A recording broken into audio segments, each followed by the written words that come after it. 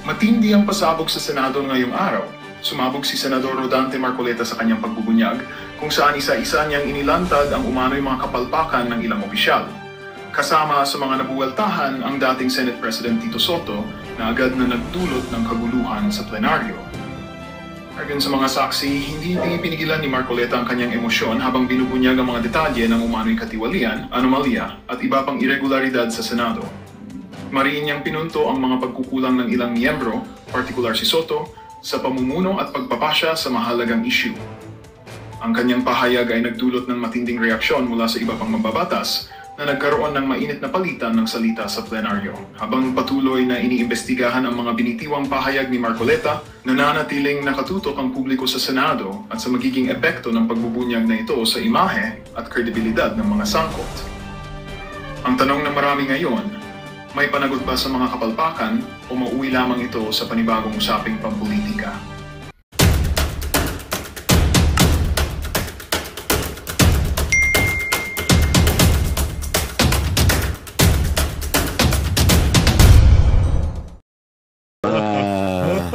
Ano bang tawag sa inyo? Mga ginoo lang po, mga ginoo lang. Mga ginoo. Opo. At alam ko naman po na pinagsisikapan pong kayo po ay talagang bigyan ng mga impormasyon. Opo. At mga komento na talagang nakakatulong po sa ating lahat. Dito po kasi sa palatuntunan sa ganang mamamayan, Sen, kayo po ang chairman dito. Hindi ako pwedeng maalis ng pagka-chairman dito eh. Malaking issue. Buti nila dumating kayo. Makukontempt yung dalawa na yan. Hindi basta-basta pwedeng tanggalin niya si Senator Rodante Marcoleta dyan. Kasi magbobotohan na kami ni Chen. Para palitan niya. Teka lang, marami kasi nagtatanong, ano ba talaga nangyari po sa Senado, Sen? Siguro i-refresh nyo nga po yung ating mga kababayan. Kagaya nung nalalaman na ninyo at ang daming nagbibigay ng feedback sa akin, hindi lamang libo-libo, halos milyon-milyon na yata. Ay, opo, oo. Na hindi nila matanggap-tanggap na ako po'y biglang pinalitan bilang chairman ng Blue Ribbon Committee. Totoo naman. Ang totoo po niyan, ako po talaga ang kanilang pakay. Oo. Ang presidente po ng Senado, si Senator Chis Escudero, ay parang collateral damage lang po yun. So tama pa yung lumabas sa mga social media, Sen, na ang puntirya talaga kayo. Kasi hindi naman nila kumaalis kung hindi nila alisin yung puno. Ayun. Ganun po yung nangyari riyan. Oho. Ngayon, ang medyo hindi po ako nagsasabi nito. Ito po ay kinukumpirma ng napakarami pong mga kababayan natin na hindi po nila nagustuhan yung mabilisang pagpapalit ng liderato ng Blue Ribbon Committee. Lalong-lalo na po doon sa panig ng paglalahad na po ng katotohanan. Yung pag-iimbestiga na po sa kanila pong palagay, ay meron na po silang nakikinikinitang mga katotohanan na lalabas dyan. Papunta na po sa paghanap po natin ng kasagutan sa maanumalyang pagkakalatag ng mga proyekto na kung tawagin nga ay ghost projects. Ayun. Ang balita kasi, Sen, may singit ko lang po, mukhang pinakiusapan ata si Senator Chis bilang presidente po ng Senado na kayo ay palitan sa pagiging chairman, pero parang nanindigan siya sa inyo. Kaya ang nangyari daw po, pati siya nadamay sapagkat ayaw pala niya kayong palitan bilang chairman ng Blue Ribbon Committee. So tama po ba yung ganung anggulo? Hindi ko alam yun kasi wala naman siyang sinasabi sa akin na siya kinausap. Ang nangyari, may nakiusap daw po eh. Mabilisan nga eh. Ang totoo niya, siguro nakikita nyo, itunutuloy ko yung pangatlong pagdinig namin. Opo. Ako na lang ang pinakahuli na nakabalita na napalitan na pala yung aming Senate President. Ano? Kaya pala si Senador Jinggoy na nasa tabi ko, medyo mainit ang ulo nung araw na yun. Hindi ko naman alam kung ano nangyari. Kaya yung pong talagang purong-puro na biruan lang, iba po yung pagkakatanggap niya. No? Pero alam naman ninyo, talaga nagbibiruan lang kami. Totoo po. maliwanag ho yun mga kababayan, ha. Wala hong karga, ika nga yung banat nitong si Senator Rodante Marcoleta dito kay Senator Jingoy Estrada. Yung pala pagkakapaalam ng isang babaeng senador, yun na rin palang tanda Senyales. na sila ay nagkakaroon na ng pagpupulong sa isang Kasi kwarto. hindi naman talaga nagpapaalam yun eh. Ayun na nga po eh. Talagang yun eh, halos hanggat maaari ay Nakabantay talaga, di ba? nakabantay at lahat ng anggulo ng mga pinag-uusapan ay nakakasangkot siya sa mga usapin. Opo. Nagtaka ko kung bakit siya nagpaalam at nangako naman siyang babalik. Yes. Oo. Pero hindi na siya nakabalik. Oho. Ayun. Well, ang narinig ko lang sana, doon sa iba kasi mga balita, at siguro mabuti masagot niya rin. Ang pangunahin layunin daw po kasi talaga ng Blue Ribbon in aid of legislation. Kasi daw po, parang sa tingin daw po ng kapwa yung senador, parang nalilihis na para bagang ang dating prosecutorial na raw po ang dating ng pagdinig ng Blue Ribbon Sen. Sino po ba ang nagsabi nun? Yun po ang lumalabas. At maging sa panayam po sa mga kasama nyo sa Senado, parang yun po ang binabanggit nila, Sen. Hindi po totoo yun. Unang-una, talagang may pagka-prosecutorial po sapagkat kung titingnan ninyo yung pinaka-mandato ng komite, Ng Blue Ribbon. ang tinutugis niya yung malfeasance, Misfeasance and misfeasance at non-feasance.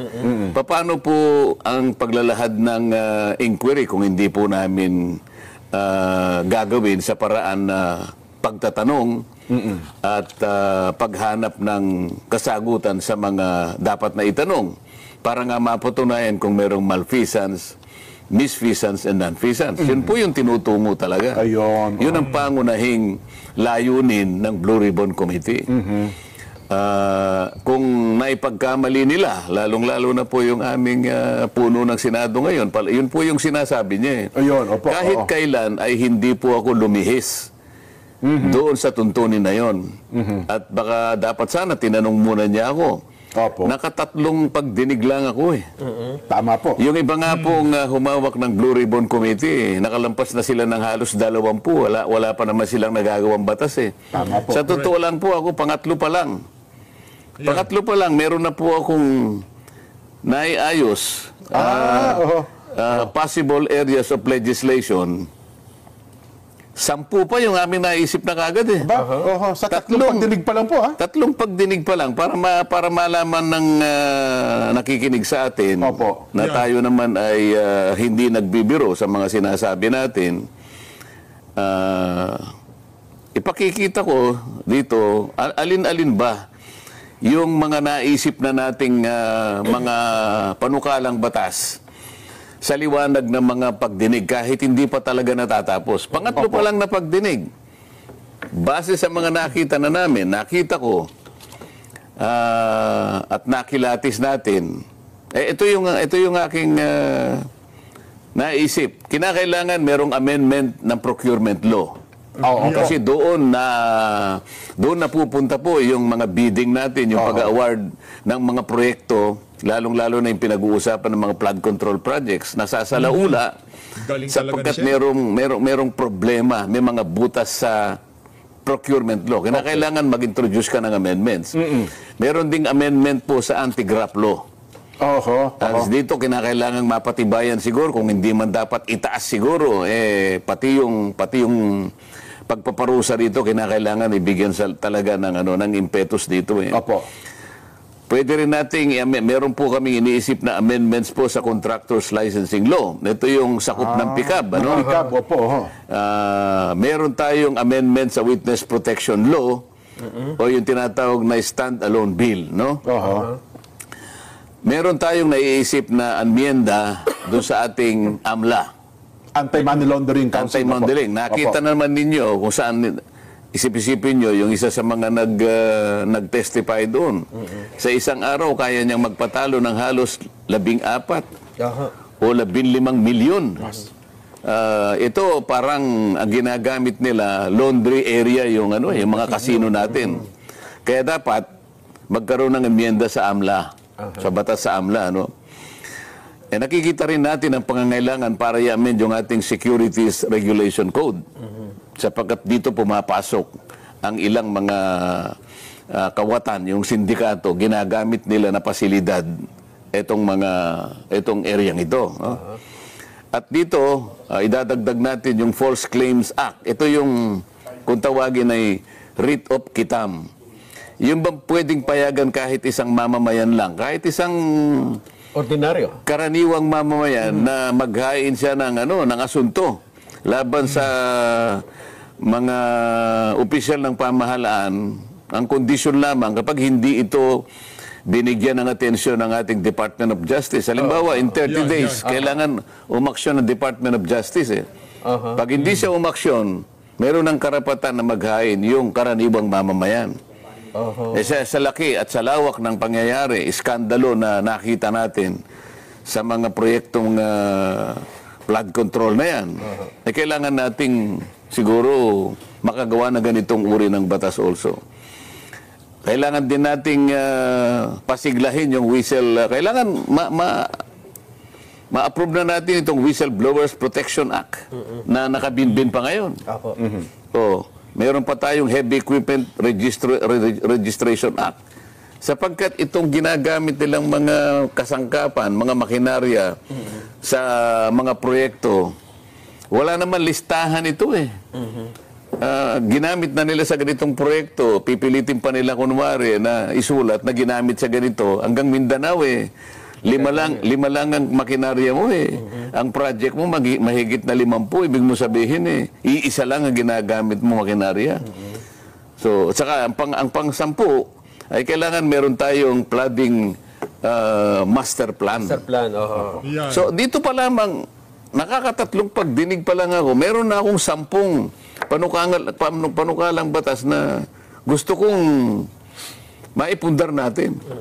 Para sa ganon ay ma-address natin ang mga problema kaugnay nitong maanumalyang paglustay ng ating kabangbayan. So yung punto ng in aid of legislation, Sen, Pangunahin. iyon po. Pangunahin, hindi lang maiiwasan na talagang akala mo, meron nagpo-prosecute ka. Talagang gano'n, kailangan mo magtanong eh. Kailangan mo magpalitaw ng ebidensya eh.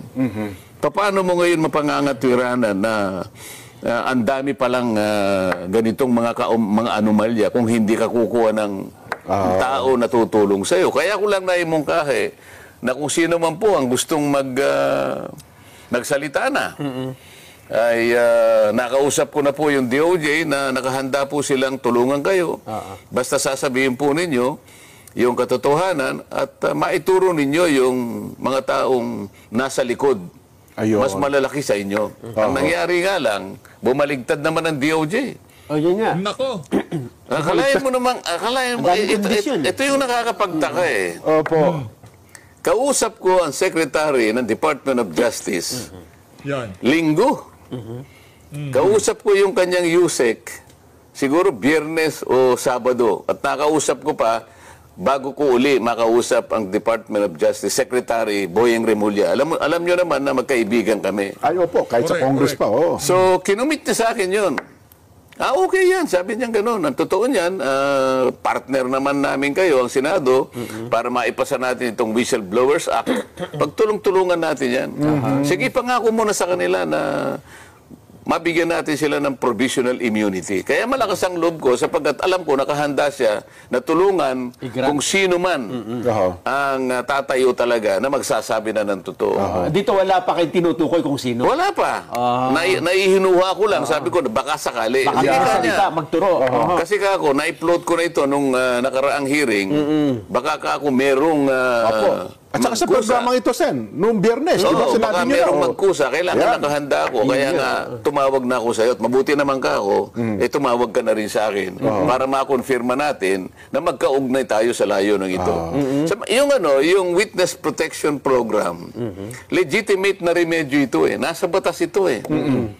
Pagkatapos sinabi niya, hindi ko basta ma-approve yan. Kinakailangan mo nang isoli muna niya yung mga nakulimbat nila. Ito na po yung magkapalitan na po eh. Nagkapalitan na ito. Paano mangyayari yun? Yung sinasabi niyang restitution or indemnification, hindi kasali yun eh. Wala yun sa requirement eh. Hindi Hoy, Soto, makinig ka dito, ha? Meron pa nalalaman pa restitution, di naman abogado, walang niya ka. No, hindi ko kasi niya pinirmahan yung request ng former Blue Ribbon Committee Chairperson na ipasok bilang state witness itong mag-asawang Diskaya. Sa lahat ng witness na isinalang sa mga pagdinig, tanging yung mag-asawang Diskaya na yan, hindi ko sila nga off the hook dito sa issue na to. Kung meron silang problema, panagutan nila. Kung meron silang kasalanan, pagbayaran nila. Pero wag ho natin palampasin yung pagkakataon na mapiga lahat ng pwedeng pigain natin sa mag-asawa na to. Naku, ito pa mga kababayan. Ang problema dito, parang tinipan ang bibig nitong mga Diskaya dyan sa ginawa na yan nitong si Tito Soto. Yan yung strike 2 nitong si Tito Soto. Kaya di tayo magtataka, isang araw, magkagulatan na lang, yung mga chismis-chismis, hayaan nyo lang muna yan. Baka di naman talaga matuloy yan. Malay natin, isang araw, magkagulatan na lang, biglang hindi na pala Senate President, yung unggoy na yan, di ba? Usapan dito yung pagsusoli ng kung ano. Pwede na siguro pag-usapan, sa bandang huli yun. Pero dun sa punto na siya ay nag-a-apply sa'yo, Apply pa lang. kaya niya lang gagawin yun, manganganib talaga ang buhay niya, kaya nagpapakover siya ng protection. Nakita mo yung nakita mo yung inallege niya na may kinalaman di umano dito sa mga payola, yung mga payouts na yan, 17 congressmen. Opo. At 10 mga tao na yung iba ay private individuals at yung iba naman ay mga kawani at opisyalis ng DPWH. Sa mga tweed, 10 sa panig ng DPWH at saka pribadong mga mamamayan at 17 congressmen. O yun naman ang yun naman ang hinihingi ng Witness Protection Program. Manganganib talaga ang buhay niya sa ginawa niyang pag-expose sa pagsasabi ng katotohanan. Sa panig niya, yun ang totoo Pero yung unang usapan niyo po ni Sec Boying, walang mga ganong condition, Sen? Alam naman niya na wala Kaya basahin mo yung batas. Napakasimple naman ang batas. Ngayon, ito namang aming bagong Pangulo ng Senado ngayon. Yun ang kanyang idinadahilan kung bakit yung sulat na binigay ko na dapat pirmahan niya para umabot sa Secretary of Justice, nag-research naman ako sabi niya. Ayun na nga po, hindi ko nakita ko na kinakailangan palang magsoli. Ang aking kinalulungkot dito, kung talagang nag-research sila, bakit hindi nila binasa yung batas? Yan. Wala namang sinasabing ganun na magbayad ka muna. Isauli mo muna kung ina-allege na ninakaw mo o ano man. Walang iniwan sa yung i-rescue kita. Halimbawa, merong kidnap or ransom. Halimbawa, itong cameraman natin. I-rescue kita pero magbayad ka muna. Hindi pa, parang mali Kaya mo siya bibigyan ng protection at hindi mo siya hihingi ng kahit ano. Dahil nga doon sa kanyang pagpapahayag, doon sa kanyang pagtulong sa iyo, sa panig ng Estado, magsasabi na siya ng totoo. Kasi yun mahirap kung walang tatayo na magwi-witness, sinong mahuhuli natin? Lahat yun, aligasyon, lahat po yun, paratang, kung walang magsasalita. Hindi ba, Nelson, para ka namimingwit Pag ikaw ay namimingwit, may pain ka. Tama po. Anong gagamitin mong pain? Butete, halimbawa. Bulate. Bulate. Maliit na isda. Para makahuli ka ng malaking isda. Ayun. Pain. Kung walang pain. Walang pain. Sino yung papain? Yung pain, gusto niya proteksyonan mo naman ako.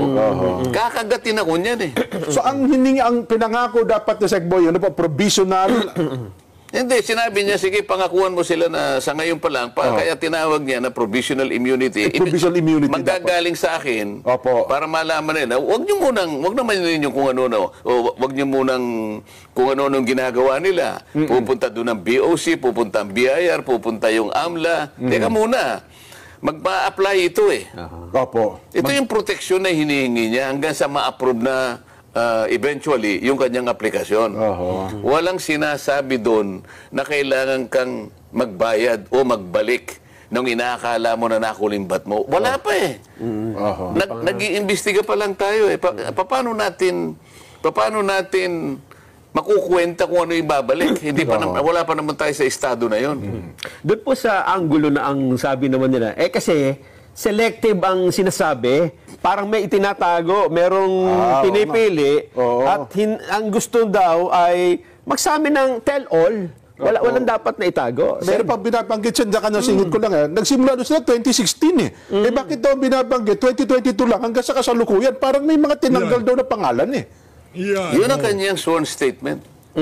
Opo. Wala akong magagawa. Ang sinasabi ng aming bagong Senate President, meron daw nagbulong sa kanya na inedit daw yung Inedit, sworn yun, statement. isa pa yun. Ito ang medyo mabigat na tanggapin yung pagpaparatang na gano'n. May bumulong daw na taga Blue Ribbon Committee. Paano kaya kung malaman niya ang katotohanan na hindi naman alam nung Blue Ribbon Committee na mayroong sworn statement na lalabas nung araw na yon? Yung sworn statement na yon, direktang ibinigay sa akin. Opo. Hindi Grabe, ang kapal na mukha talaga nitong si Soto, no? Invento, mahilig na. Siguro 'yan ang napag-aralan niya sa sa One Bull University. Yung paggawa ng pag-invento yung tipong meron na akong narinig, inedit daw. Siguro 'yun ang subject nila, yung paano gumawa ng kwento, paano kumbinsihin ang mga Pilipino sa mga kasinungalingan kung sakaling maging Senate President ka, di ba? Yun ba ang pinag-aralan nito sa One Bull University? Senator Rodante Marcoleta, abogado. Si Soto, si Lacson, ang pinalit niya, ang tagal ng senador niyan, mga kababayan. Anong ginawa niya? Yun. Anong legacy niya? Yung kamahal-mahal na new Senate building. Yun ang legacy niya. Anti-corruption, kalokohan. Anak ng tokwa, anti-criminality, napakalaking kabalbalan. Nakailang termino na yan sa Senado, mga kababayan. Kung sinasabi niyong magaling yan si Lacson, magaling yan kay Senator Rodante Marcoleta, anak na tokwa. Kayong bahala dyan. Pero sigurado ko dito, ang legacy ng mama na yan, yung new Senate building na kamahal-mahal, habang yung mga Pilipino, hindi nila maalaman kung ano makain nila. Yun ang ipinalit nilang bagong Blue Ribbon Committee Chairperson. Itong mama na to, yan, kumbaga, nandun na tayo, ika nga. Gumaganda na yung kantahan yung tipong, Martin Romualdez, saldi ko. Sige, kumpas pa, yan. Gaganda yung kantahan, di ba? Parang, kumbaga sa inuman, naku, lumalalim ang usapan. Di ba? Ang ganda na hindi nga alam na mayroong sworn affidavit pala noong araw na yon, biglang kumanta yung mga diskaya. Kasi alam nila, ano sabi doon sa affidavit, okay lang na magalit sa amin yung ilang mga politiko na to, basta hindi magalit sa amin ng mga sambay ng Pilipino. Hindi gano'n hindi gano'n pagkasabi, pero yung gist nung yung kanilang sworn affidavit gano'n Okay lang na gurgurin kami nitong mga politiko na to, basta nalabas namin kung katotohanan na nalalaman namin, di ba? Nung nagsalita ang mga diskaya, naloko na, rego doon sa Senado. Pero wag ho kayong mag-alala, mga kababayan. Bilang na ang oras nitong si Soto bilang Senate President. alam ng Blue Ribbon Committee. Paano mo sasabihin na inedit? Nako. Sino mag-e-edit? Diretsong pumunta sa akin. Yun pa. Ako nag-edit. Yung araw na yun, binigay, magsisimula na kami. Doon mismo sa hearing. Hindi naman doon sa hearing. Basta kailangan sa araw ng hearing. Ilang oras na yung bago kailangan makuha ko. O pagkatapos sasabihin nila, merong nag-edit. Ito yung nakikita kong parang hindi na tama Tama. Kung mo ba sinabi niya na congressman ang naging kasama niya, naka-transact niya, ibig sabihin hindi na totoo? Kung mo ba wala siyang sinabi na senador, hindi na totoo yung sinabi niya? Doon sa House of Representatives, kung Magandang balita ang hatid namin sa inyo ngayong araw. Sa pagtatapos ng aming balitaan, nagbigay kami ng mga mahalagang impormasyon. Maraming salamat sa pagtutok at pagsuporta sa aming programa. Huwag kalimutang manatili sa mga susunod na araw para sa mga bagong balita at mga kwento na dapat nating abangan. Mula sa Boses ng Masa, magandang araw, Pilipinas!